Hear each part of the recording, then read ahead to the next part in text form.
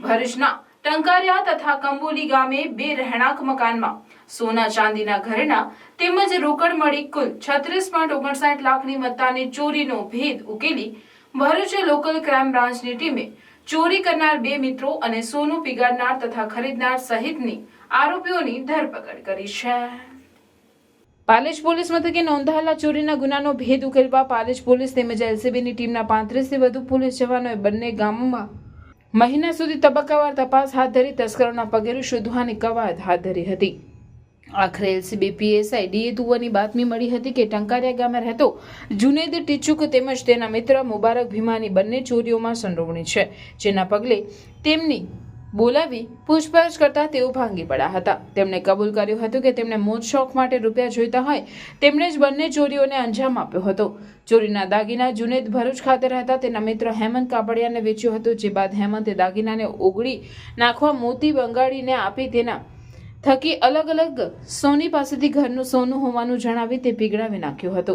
પોલીસે બંને તસ્કરોની સાથે તેમની પાસેનું સોનું લેનારા મળી કુલ 4 આરોપીની ધરપકડ કરી તેમની પાસેથી કુલ ₹45.77 લાખનો મુદ્દામાલ જપ્ત કરી આગળની તપાસ હાથ ધરી છે। એ 2 નામના ઈસમોએ મળીને આ ચોરી કરેલી છે, તો એ બાતમી હકીકત આધારે આ જુનેદ અને મુબારક ભીમને ટંકારિયા ખાતેથી લાવીને એલસીબી કચેરીએ ખાતે લાવીને એમની સઘન પૂછપરછ કરવામાં આવેલી। ઊંડાણપૂર્વકની પૂછપરછના અંતે તેઓએ આ બંને મળીને આ બંને ગરફોડ ચોરીને અંજામ આપેલા હોવાની કબૂલાત કરવામાં આવેલી। ત્યારબાદ એમની બંનેના ઘરની જડતી કરતા બંનેના ઘરમાંથી અલગ અલગ રીતે ₹15.5 લાખ જેટલા રોકડ માતબર રકમ મળી આવેલી અને એ જે રોકડ રકમ છે એમને જુદી જુદી જગ્યાએ આ સોનું વેચીને સોનાના દાગીના વેચીને મેળવેલી હોવાની પણ કબૂલાત કરતા એ ₹15.5 લાખ રોકડ ગુનાના કામે કબજે કરવામાં આવેલી। અને જે જુદી જુદી જગ્યાએ એમને જે વેચેલા હતા એમાં એક મોતી નામનો બંગાળી સોનાનો કારીગર છે, એના પાસે એક હેમંત કાપડિયા નામના આ બંને આરોપીઓના મિત્ર મારફતે આ મોતી પાસેથી આ સોનાનો મુદ્દામાલ પીગળાવી નાખેલો હતો। તો એ જે પીગળાવી નાખેલો મુદ્દામાલ હતો એ પૈકી 47 તોલા જેટલો સોનાનો મુદ્દામાલ પણ આ ગુનાના કામે રિકવર કરવામાં આવેલો છે। બંને આરોપીઓને પાલેજ પોલીસ સ્ટેશનના ગુનાના કામે અટક કરવામાં આવેલા છે અને તેમની સાથે જે મદદમાં હતા કે જે આ સોનાના દાગીના સાચવી રાખવામાં અને પીગાળવામાં મદદ કરેલી હતી એવા હેમંત કાપડિયા અને મોતી બંગાળી એ બંનેને પણ ગુનાના કામે ધરપકડ કરવામાં આવેલા છે। આજે આ 4 આરોપીઓને નામદાર કોર્ટમાં રજૂ કરીને એમના રિમાન્ડ મેળવવા તજવીજ હાથ ધરવામાં આવેલી છે અને આ સિવાય પણ એમના સાથે બીજા કોઈ આરોપીઓ સંડોવાયેલા છે કે કેમ, તેમજ આ સિવાય બીજા કેટલા ગુના કરેલા છે આ લોકોએ આ પ્રકારના, એ દિશામાં પૂછપરછ હાથ ધરવા માટે એમના રિમાન્ડ મેળવવા કાર્યવાહી હાથ ધરવામાં આવેલી છે।